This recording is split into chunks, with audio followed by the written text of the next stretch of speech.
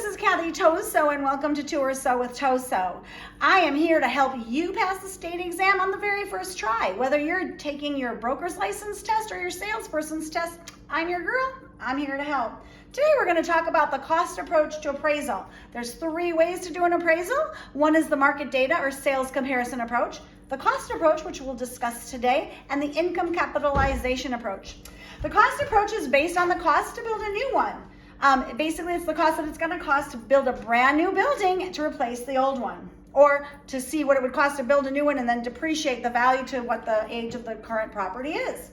The reproduction cost is the cost to build a replica. This would be used in the case of like a historical building. So if we were doing a historical building, they're not going to put in just regular hardwood floors. They're going to bring in those 1800s hardwood floors. They're going to use the old windows with the weights and the balances and the strings and stuff. That's what they're going to do when they're building or rebuilding a historical building or determining the cost to build a historical building.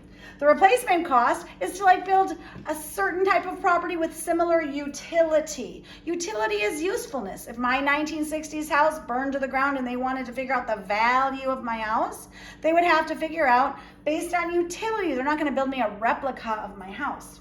This is always used on special purpose properties like churches and schools and things like that. It's easier to do on new versus old properties because of depreciation schedules. In other words, if there was a 2018 house built in an area where all of the houses were built in the 50s, the appraiser might decide to use the cost approach.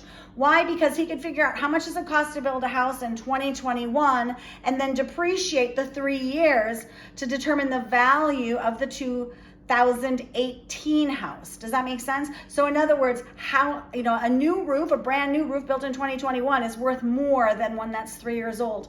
An air conditioning unit that's 3 years old isn't as valuable as a brand new one today. So that's what he does, is he would depreciate the building to come up with the value of the 2018 house based on how much it would cost to build a brand new one today. The hardest part is using those depreciating schedules, right? Because depreciating the building is the hardest thing to do. There's actually 4 ways to figure out the cost. The cost per square foot, they just go outside the outside of the building and measure it and multiply by a multiplier. Like, oh, it's about, $3.25 a square foot.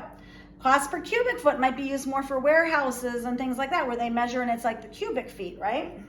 The unit in place method would break down the cost into so much per square foot of drywall, so much for cubic foot of concrete, so much for 100 foot of roof, right? And the quantity survey method, this is the one that is truly the most comprehensive.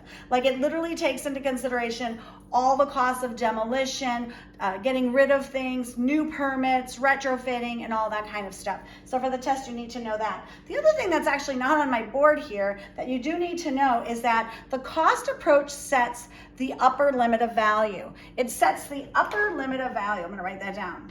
In other words, no prudent person is going to pay more for a property than it would cost to buy the land and build a new one. Anyways, this is Tour So with Toso. If you want a screenshot of this, text me at 818-679-3696. I'll be happy to get that off to you. And if you need any help passing the test or know someone who does, hit me up. Peace out. Have a great day.